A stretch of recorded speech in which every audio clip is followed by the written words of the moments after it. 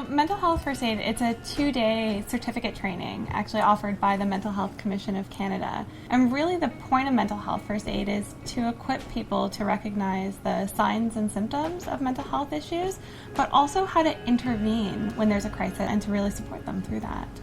If you're called to act, de-escalate the situation or prevent it from becoming worse. So you want to prevent a crisis from becoming worse. It's very kind of a dismissive thing to say to somebody when somebody's so in such an acute panic, to say calm down or to say relax or to say breathe. You're likely going to escalate the situation. But there are ways around that we can actually regulate someone's breathing.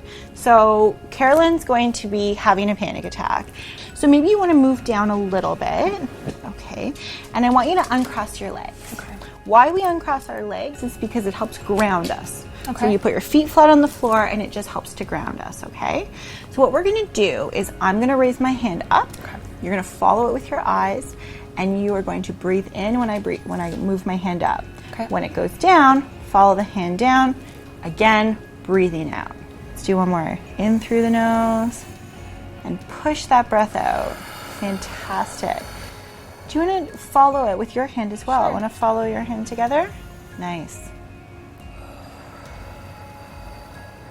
Great.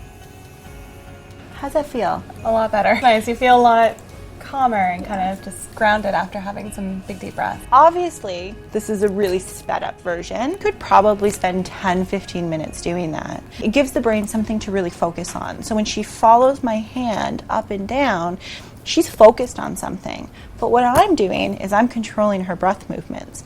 So what that's doing is getting some really good oxygen in, really help calming her down, but it's not just saying, just breathe. I would certainly recommend taking a mental health first aid course. What we bring to a lot of our trainings is both Stephanie and I do work in the field and are often kind of with people who are experiencing mental health crises, and that's part of our work and part of our job. So we bring in that element, that perspective, that lens. It makes it real.